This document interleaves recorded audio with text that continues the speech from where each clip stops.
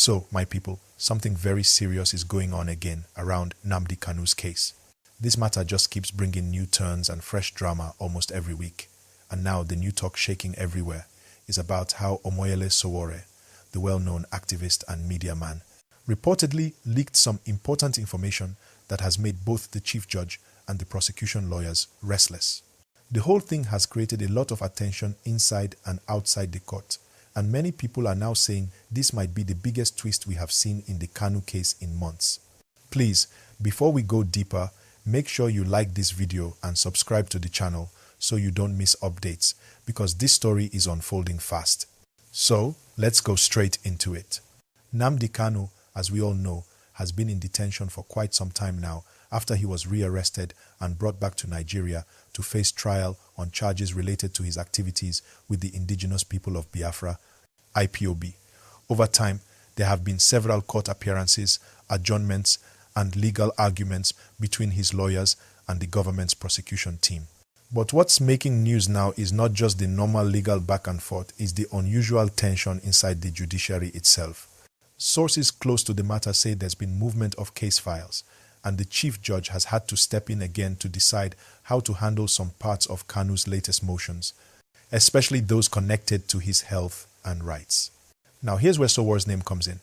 Sowore, being someone who has never been afraid to speak against the system, came out strongly again this week, talking about what he described as hidden actions inside the judiciary that may have influenced how Kanu's case has been delayed.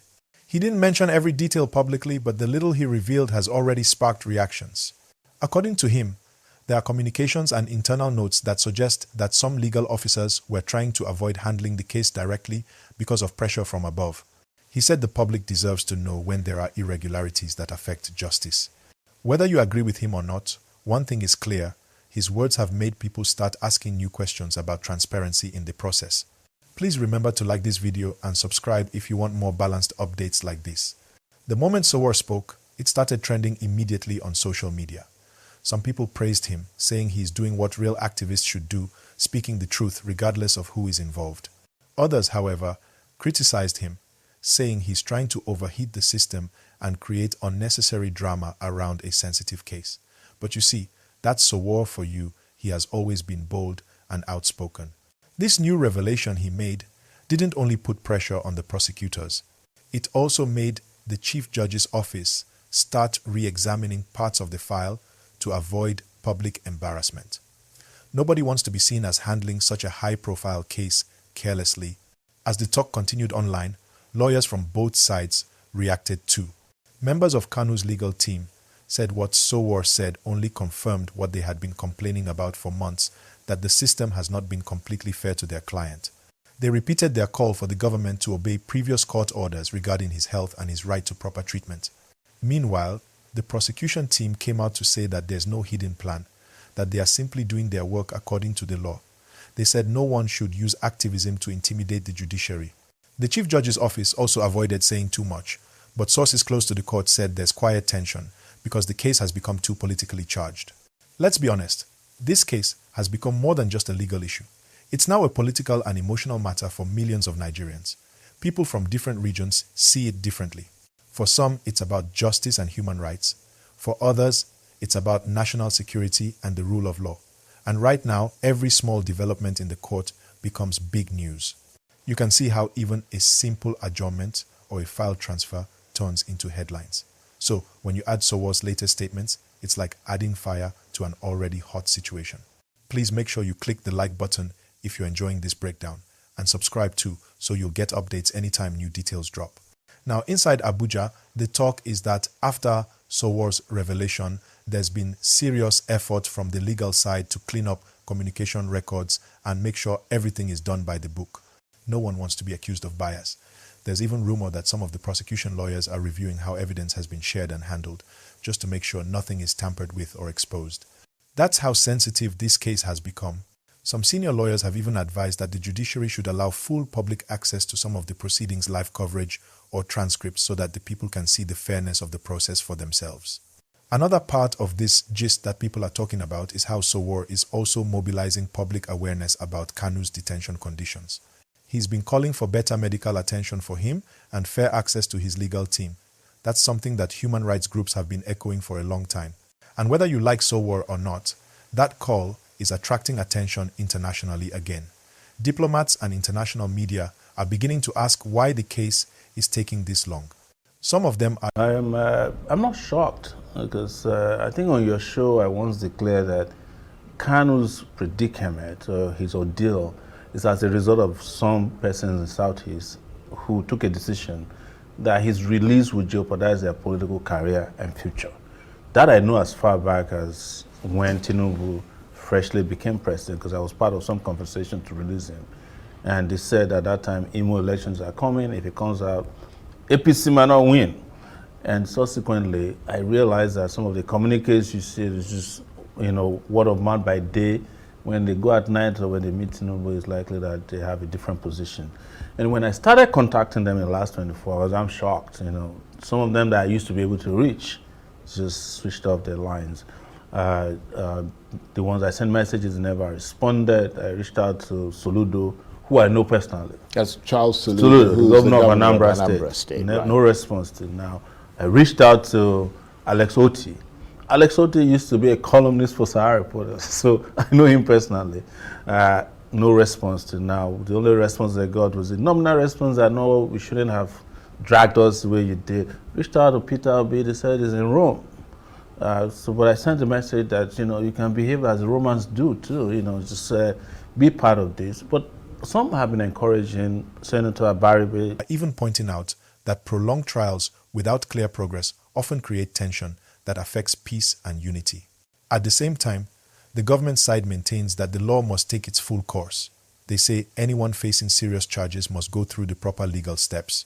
They've also called for calm, saying that no one should take advantage of the case to incite unrest or discredit the judiciary. And that's something every Nigerian should remember. We must allow justice to work the right way. That's why it's important for every report to be accurate and balanced.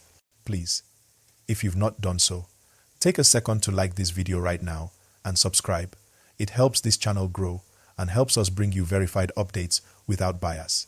Now, what makes this current twist special is not just the back and forth between activists and the courts, but the public reaction it's creating.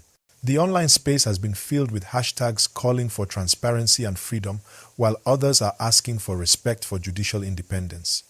Even politicians have started commenting. Some southern leaders are urging for political solutions, suggesting that dialogue might help ease the situation.